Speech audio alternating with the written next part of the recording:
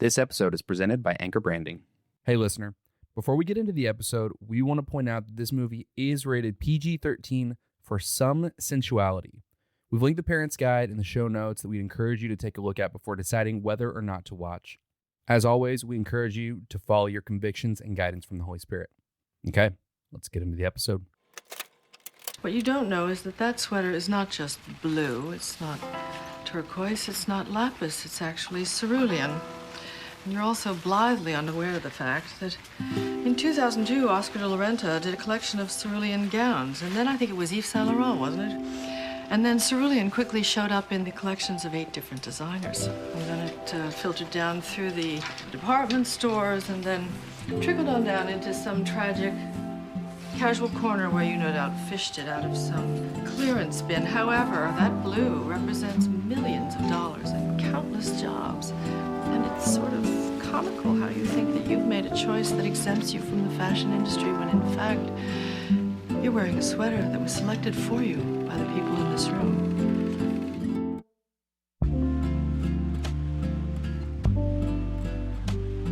Well, let's also start here.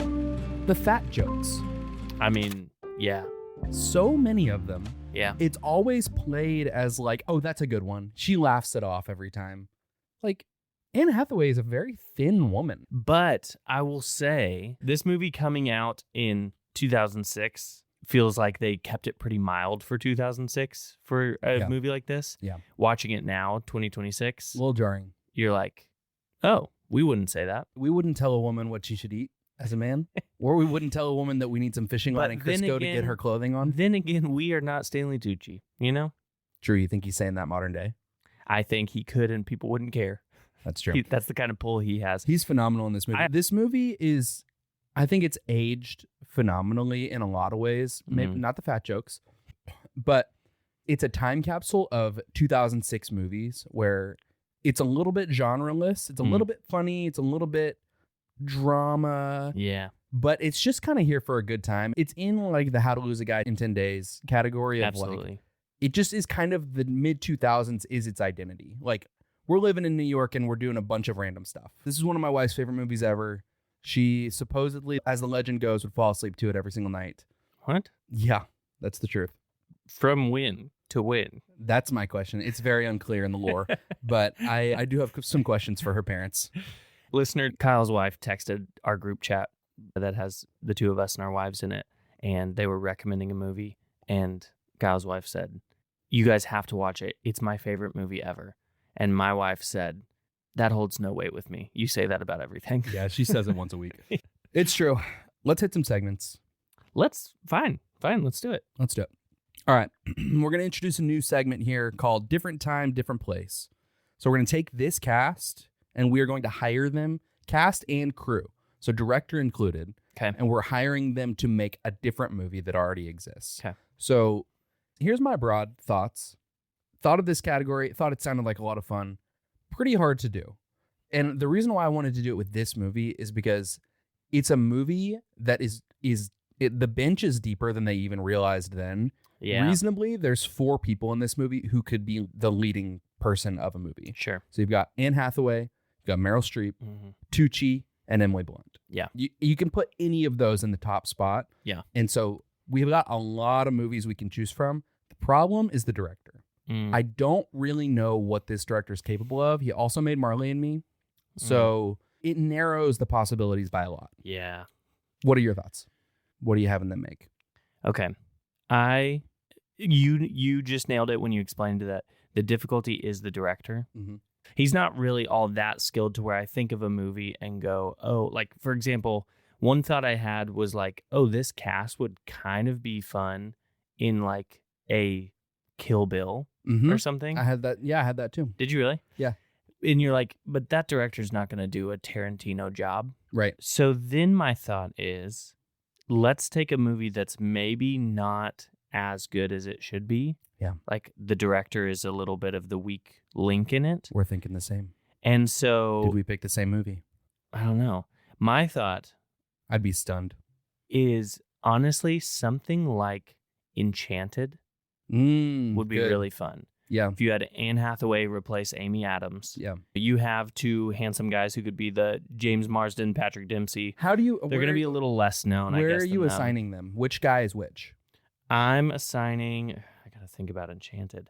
I'm assigning her boyfriend, Nate, from Devil Wears Prada, as the Patrick Dempsey character, the real life guy. Okay. And I'm assigning the blonde guy, whatever his Christian, name was, whatever, yeah. as the fairy tale prince. Okay.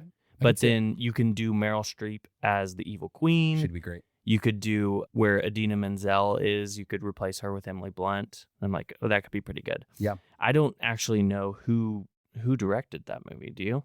I kind of think it was somebody who's done some things, but I could be wrong about that. Let's see. It is Kevin Lima. Don't know Kevin. He did a Goofy movie and Tarzan. Whoa. Honestly, beast. Yeah. Sorry, Kevin. I wasn't familiar with your game. Yeah. I like that. I like that pick a lot. I think Anne Hathaway has done that type of movie, especially at this stage in her career. Yeah. What'd you pick? I picked, I thought along similar lines, Director's the Bottleneck. I wanted to pick a movie that isn't quite up to what it maybe could have been, but also I really do love this movie a lot. Yeah. But it's not great because of the director. Dan in Real Life. Oh. So we're going to do some gender swap. Okay.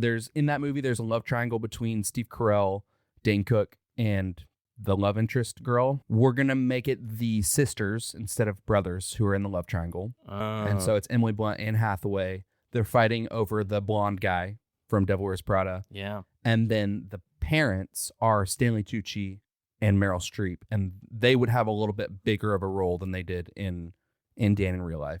Just a family vibe, hanging out, spending time with these characters. And you could, I could be convinced either way on who the lead is between Emily Blunt and Anne Hathaway of who's the Steve Carell part and who's the obnoxious sibling. Yeah. Honestly, that sounds great. Yeah. Tucci dad. We saw him as playing the goofy dad in Easy A, and I think it's one of his best characters ever. We could see a different side of Meryl Streep than we do in this movie.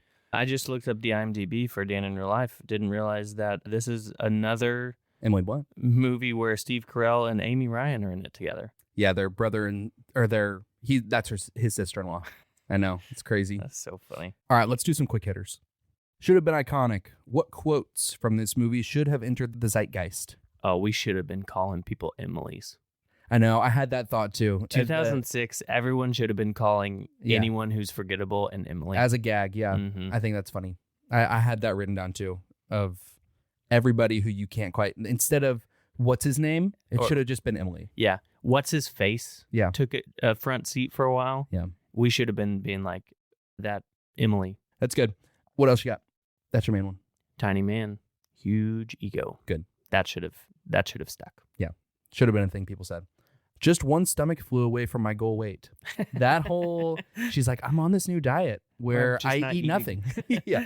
So funny. And honestly, with like keto and that whole phase, it should have been like, someone's doing some crazy diet fad. That's your response. Yeah. That should have been a good response to kind of make fun of someone for being on a crazy diet. Yeah. You go, oh, wow, your one stomach flew away from your ideal weight. Yeah. Good. What does Nate say when he says, there's like $9 worth of Jarlsberg in that? Yeah. Anytime someone doesn't finish their full meal. Yeah, when someone's going to throw something away that you could use, you're like, whoa, there's like $9 worth of Jarlsberg in that. And then my last one I had, do you have some sort of hideous skirt convention you have to go to? Anytime somebody's got to go somewhere, it's like, hey, I got to go. You have a hideous skirt convention you have to go to? It's a good diss to just call something bad and then say convention that you have to go to. Yeah. All right. Worst case scenario, what character would you least want to have their life?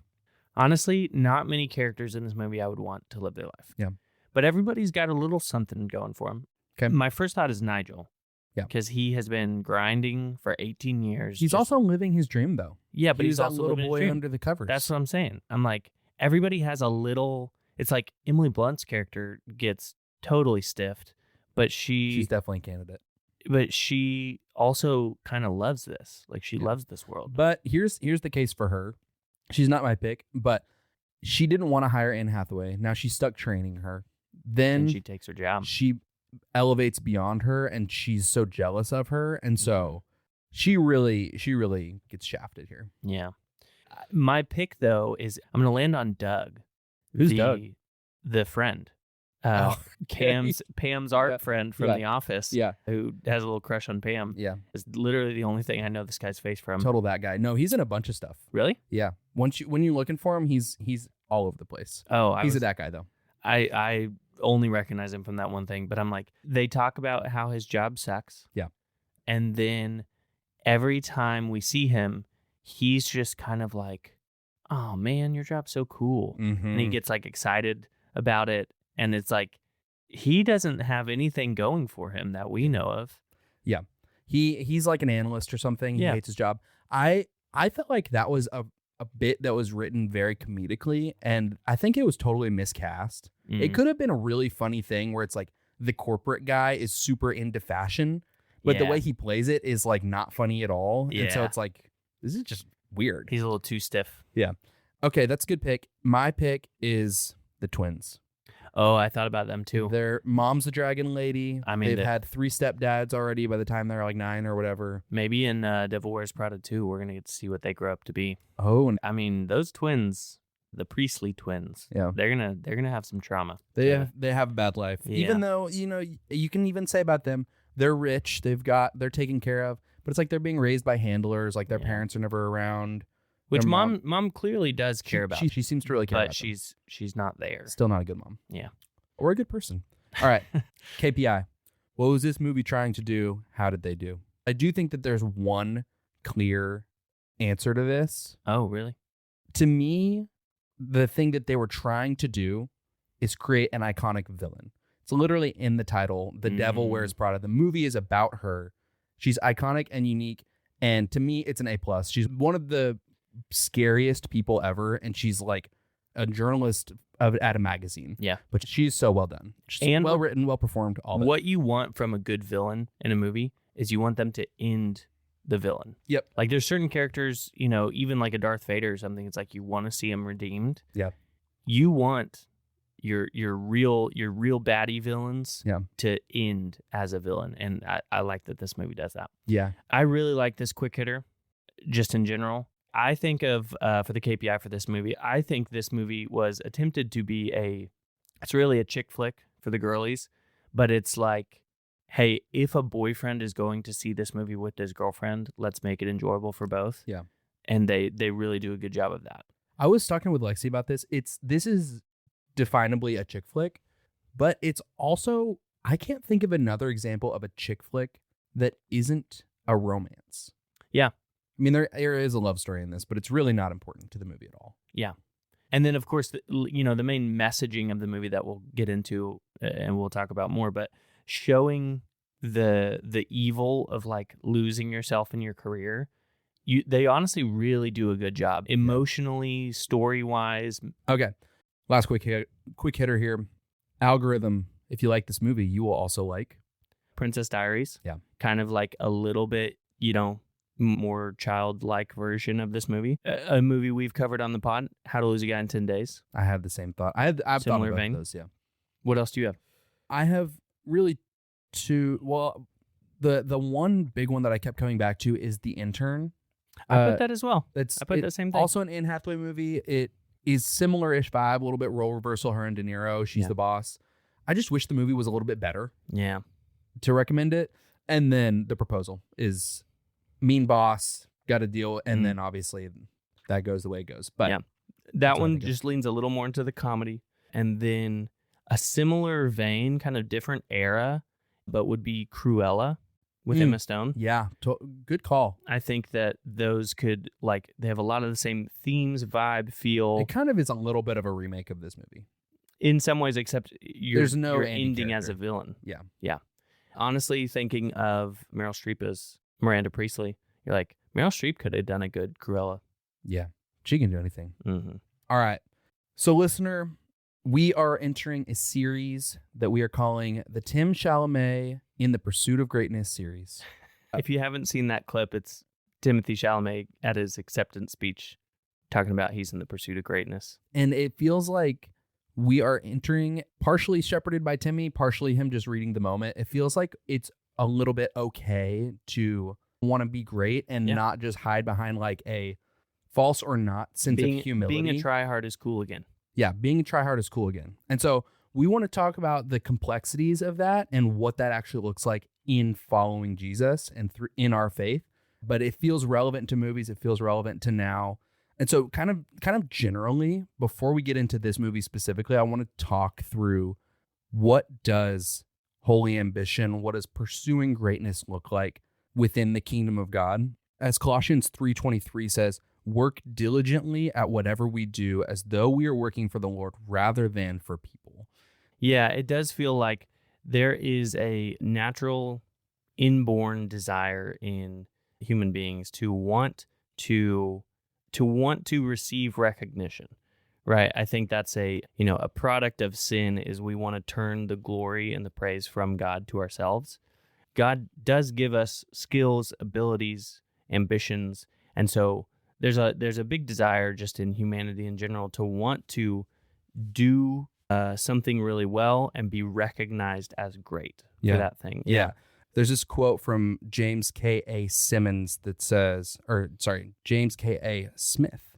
Not to be confused with J.K. Simmons. We'll be talking about him later. If you keep walking around the phenomenon of ambition, you'll start to notice a couple of features. First, the opposite of ambition is not humility. It is sloth, passivity, timidity, and complacency.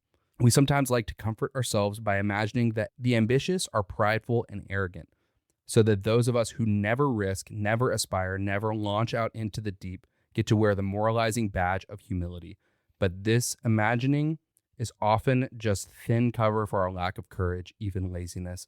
Playing it safe isn't humble. Mm-hmm. And so God cares about what we do. And not only that, God works through us. Mm-hmm.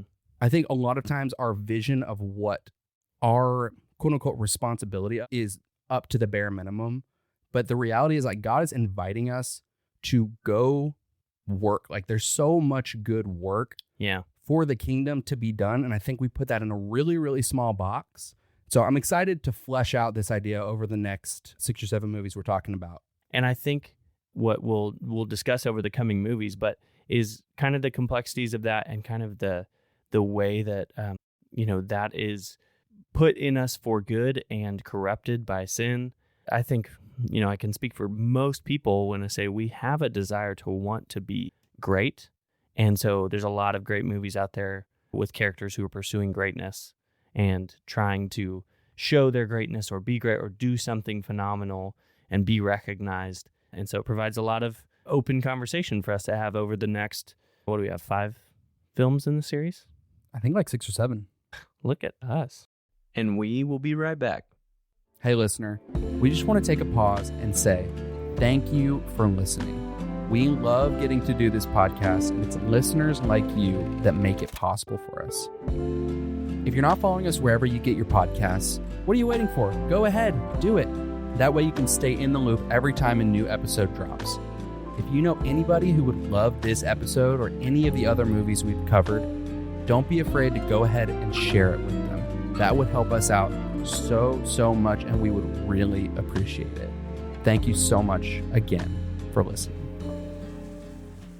All right, listener, let's talk branding. Because if you want your brand to actually stand out, you need Anchor Branding Company. These guys are the pros at turning your logo into something people actually want to wear, want to use, or show off. From premium custom apparel and branded merch to eye-catching office signage or more, they do it all. And if you're thinking, I want to get my company's gear out there, but I don't want to pack a million boxes, good news, they can handle all the kitting, fulfillment, and shipping for you. Do you need some new employee uniforms, a killer swag store, custom online shop that people can order from? Anchor Branding Co. makes everything happen. Head to anchorbranding.com to get started today, because if your brand is going to make some waves, you should probably have an anchor. And back to the show. All right, let's dive into this movie. If you haven't seen The Devil Wears Prada in a while, here is a summary.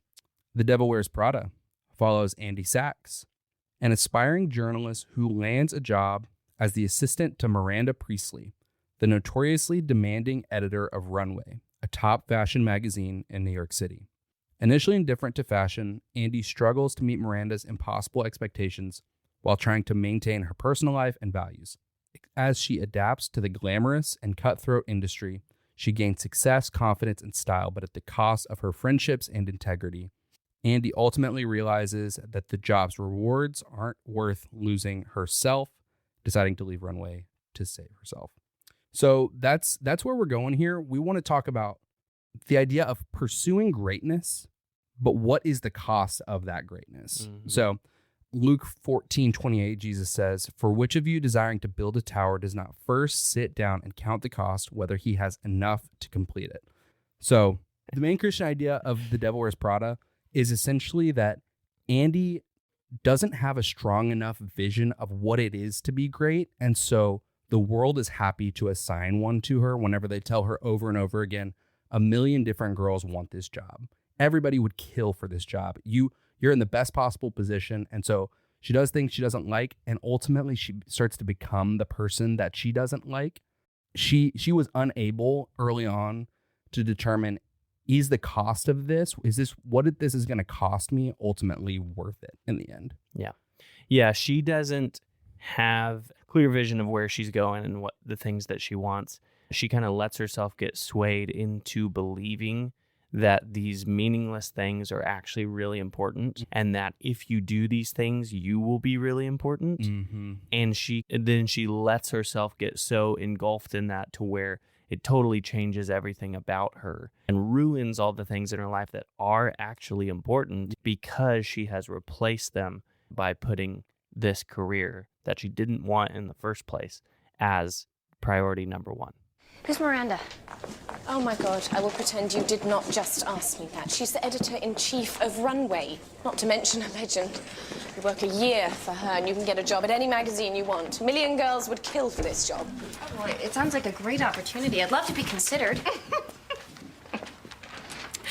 Andrea, Runway is a fashion magazine, so an interest in fashion is crucial. What makes you think I'm not interested in fashion? Whenever she's talking with her friends at the bar, she's like, here's to jobs that pay the bills, right? Pam's friend is telling her like why this job rocks. And she's like, that's crazy to me. I don't get that. Here's a job that pay the bills. Essentially saying this is not part of my identity. Yeah. Right.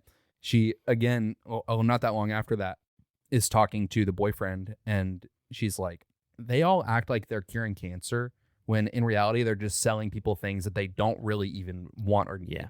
She comes in knowing the truth. Like she recognizes this isn't really worth it. Yeah. But she stays on the path, and then little by little, small little compromises and changes, ultimately she becomes the person she doesn't want to be. She keeps, talking about how silly this job is, but when they keep telling her 1,000,000 girls would kill for this job, all of a sudden it's like, okay, well, I guess this job is important. Mm-hmm. All these clothing decisions are kind of silly, but all this money is going into it and all these people's jobs is all dedicated to this one thing. Therefore, I guess it's important. Yeah. And like we're saying, because she listens to them, it slowly changes what she values as important, and she starts to value the things that everybody tells her to value. And she really spells it out in the lunchroom scene with Nigel, whenever he's telling her what she should eat and what she shouldn't. Yeah. And she says, I'm not going to be in fashion forever, so I don't see the point in changing everything about myself just because I have this job. Yeah. And then he's got the inner beauty line. And that essentially is setting up the premise for the remainder of the movie. Yeah. Everything about her friends, the way she spends her time, her style. Yeah. She walks, talks, dresses like everybody that she thinks is so silly. Mm-hmm. I think of Proverbs 29:25. That is just wisdom scripture that says, fear of man will prove to be a snare, but whoever trusts in the Lord is kept safe. The distraction that can be worrying what other people think and worrying what other human beings are going to value or disvalue or make fun of or hate or whatever is proven to be a snare. It's proven to be a trap that distracts us. It confuses us. It pulls us away from the Lord. Whoever trusts in the Lord is kept safe. I think of 2 Timothy 2, 3, and 4. It says, serve as a good soldier in Christ Jesus. No soldier gets entangled in civilian affairs, but his aim is to please the one who enlisted him. The thing that she does so well in the beginning is she's able to separate, this is my job that I'm willing to work hard for and do all the things, and here's the rest of my identity. But she begins to behave like what she calls the clackers with the stilettos on. She thinks that she can behave and act like that and not become that, right? She thinks that even though her lifestyle is reflective of this type of person, she can still have her own value system, her own way of thinking that's separate. But that's the way that works. Like, your actions begin to lead your heart in a certain direction. And it gets rewarded. Yep. Well, so it just makes jobs easier. So it's like, okay, great. Why not just do that? Yep. What is it that you want me to say to you, huh? Do you want me to say, poor you? Miranda's picking on you. You, poor Andy. Wake up, 6. She's just doing her job. Don't you know that you were working at the place that published some of the greatest artists of the century? Halston, Lagerfeld, De La Renta. And what they did, what they created, was greater than art. Because you live your life in it. Well, not you, obviously, but some people. You think this is just a magazine? This is not just a magazine. This is a shining beacon of hope for, oh, I don't know. Let's say a young boy growing up in Rhode Island with 6 brothers, pretending to go to soccer practice when he was really going to sewing class and reading Runway under the covers at night with a flashlight. You have no idea how many legends have walked these halls. And what's worse, you don't care. Because this place, where so many people would die to work, you only deign to work. And you want to know why she doesn't kiss you on the forehead and give you a gold star on your homework at the end of the day. His point is actually a valid one of, hey, you don't actually value the work that you're doing. And so let me help you to value it. Yeah. Right. The problem is it doesn't stop at, I'm willing to see the value in this. It becomes, okay, I am willing to become, for this to become who I am, for this to be the source of my identity and my value.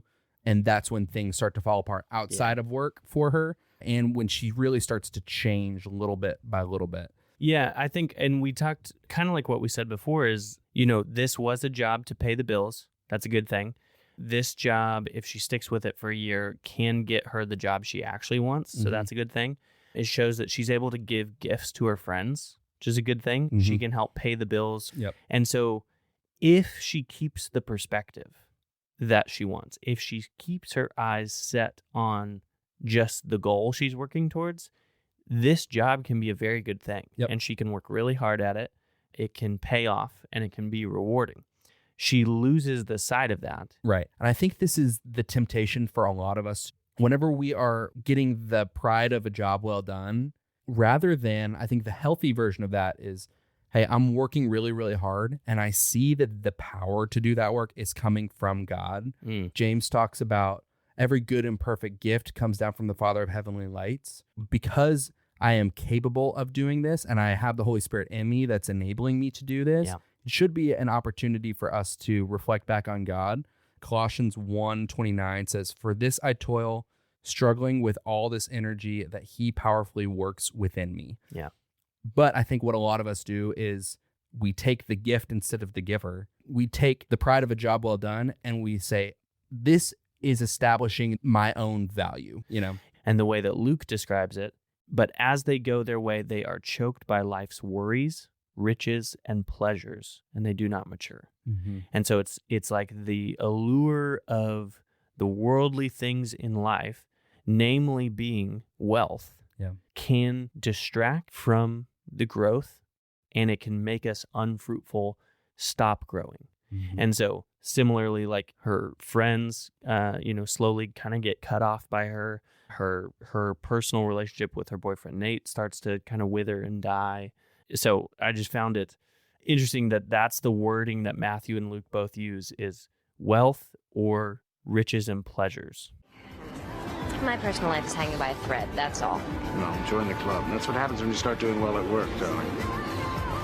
Let me know when your whole life goes up in smoke. That means it's time for a promotion.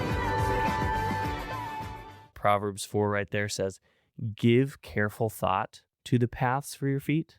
Don't do it thoughtlessly. Mm-hmm. Don't take actions and take jobs and get into things thoughtlessly as if it doesn't matter. Mm-hmm. Be thoughtful with your actions. So we should be actively thinking, does this draw me closer to the Lord? Does this bring God glory? And in that, we have so much freedom to, carry out a whole bunch of different careers. It's like Christians should be successful in every job field that isn't sin, Yeah. Like we have freedom to pursue being great so long as our goal is to please God and bring glory to him. Mm-hmm. I don't want what I'm about to say to get confusing, but it's like for us as Christians, we have basically the cheat code on life, right? Like we are created for the pre-fall world. And because we have unity with God, we are able to operate as people who have been made whole. Yeah. And so that should set us apart, not only in the ways that we don't sin, but like we're working as if working for the Lord, do an awesome job. Yeah. And building in rhythms to ensure that we are connected to his spirit. We should succeed. And from the book Fighting Shadows by John Tyson and Jefferson Bethke, a quote that says, without godly ambition, you will collapse back into a cocoon of self. Without godly ambition, your vision will be reduced to your own wants and needs.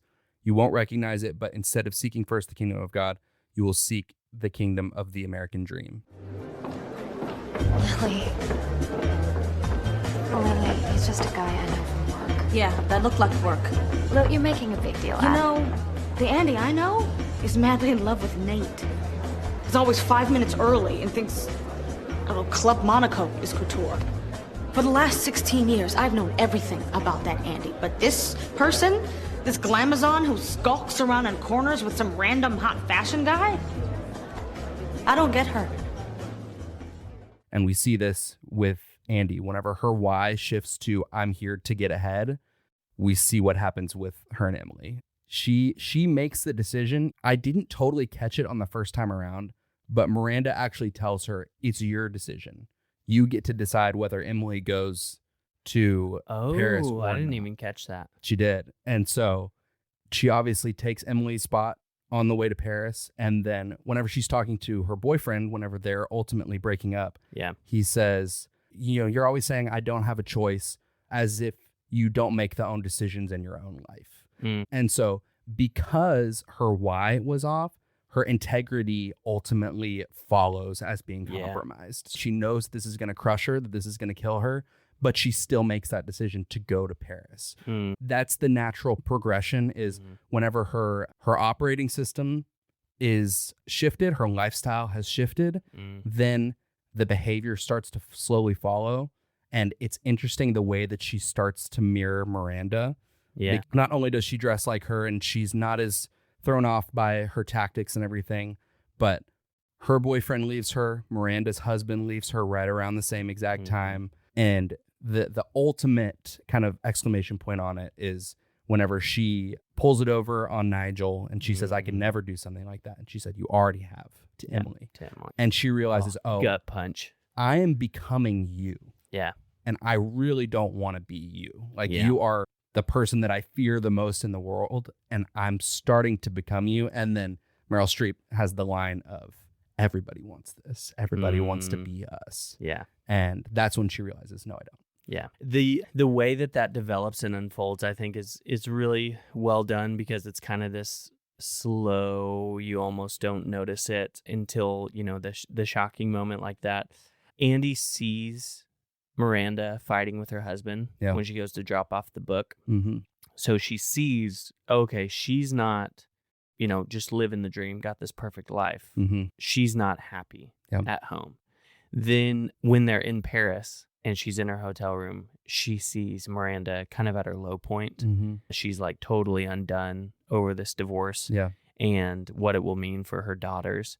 And so she sees, one, how it affects the life of her family, But also in that moment, they kind of disguise it like she's starting to feel like, oh, Miranda's human too. Right. Like kind of sees her humanity. She still feels pain. And so kind of feels almost, sad for her for a little bit. And then right after that, you see Miranda backstab Nigel and you see, oh, she's lost her humanity. Yep. She's really not human anymore. And so the realization that, okay, Miranda, this person that I'm following after, that I'm becoming, she's not happy. And so she then sees, oh, step by step, I'm doing the exact same thing Miranda's doing, and I'm heading in that direction. Yeah. It is not worth it. Yeah. I've counted the cost now, and I have seen the cost is not worth it.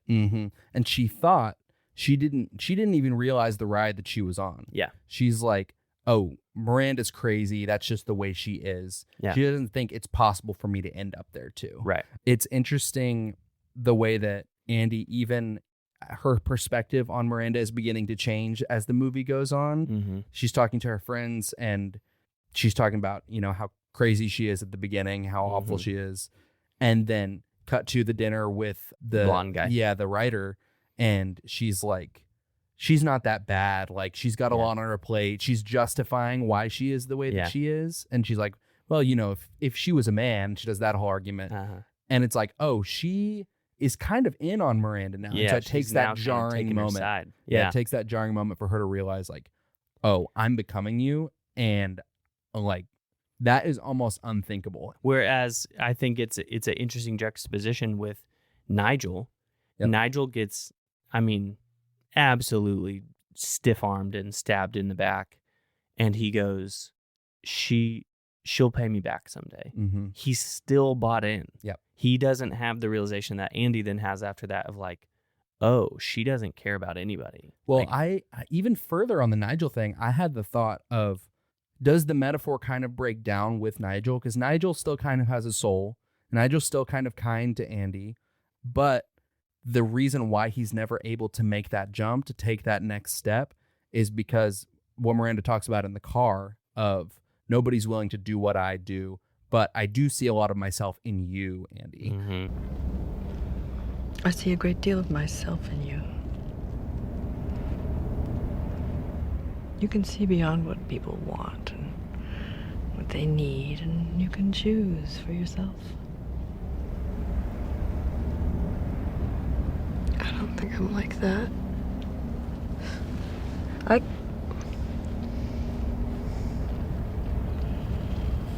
couldn't do what you did to Nigel, Miranda. I couldn't do something like that. You already did.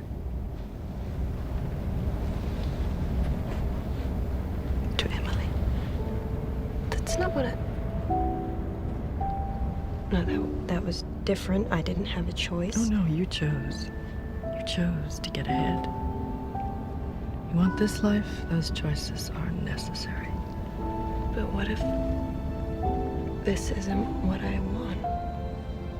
What if I don't want to live the way you live? Oh, don't be ridiculous, Andrea. Everybody wants this.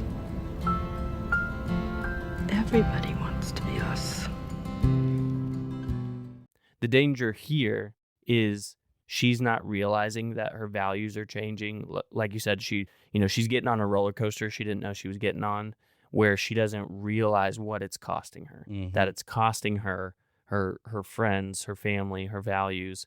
And so she's waking up and realizing that she traded away her relationships, values for approval, for success. So I think that, the message of the movie is defining success for yourself and not letting your surroundings define it for you. I think the real truth that we take from that is we need to let the Lord define success for us and pursue that no matter the cost, rather than letting the world define success for us. Because if we just go about life passively, the world will define it for us and we will get pulled into that trap. Yep. What good is it for someone to gain the whole world yet forfeit their soul? Yep. If at the end of your life you have gotten everything you want from the world and you have then lost yourself, your values, and ultimately your salvation, you are going to spend eternity somewhere.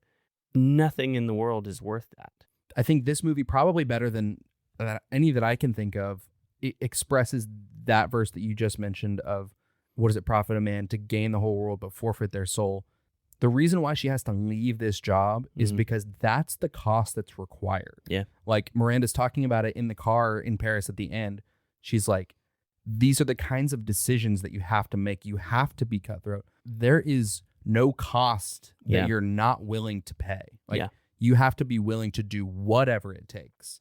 And so same is true for us. Like if we are having to give up our intimacy with Jesus, our connection with God, if we are choosing to elevate our own self above him, ultimately it's like, what is the gain in that? Like, what are we hoping if we build this great kingdom?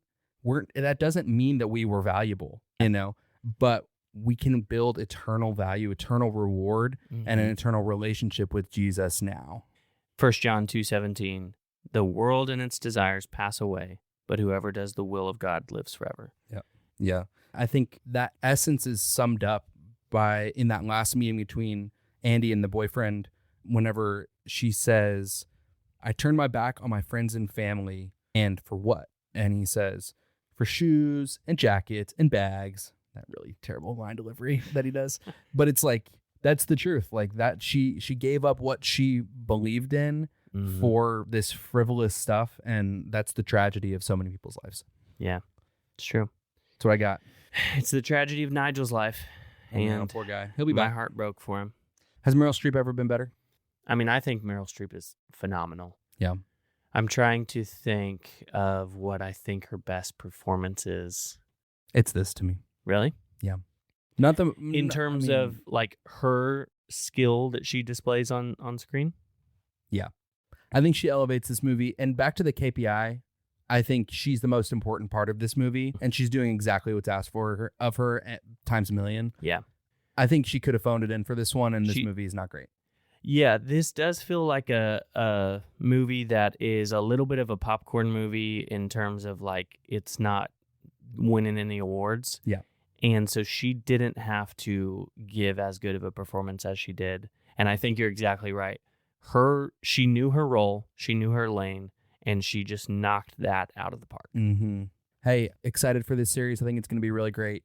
It's honestly something that I personally am genuinely excited to like learn more through these conversations. And I think movies really do have a lot to say on this topic in a lot of ways, like a cautionary tale type of way. But I'm excited to navigate this. Like, what does it look like to really try to be awesome at something and pursue greatness? Yeah. So Me too. we'll all in next week. Roll credits. Don't forget to follow us on Spotify or Apple Podcasts and on Instagram at The Credits Podcast. If you know someone who would love this episode, go ahead and shoot it to them in a text. If it doesn't brighten their day, it'll certainly brighten ours.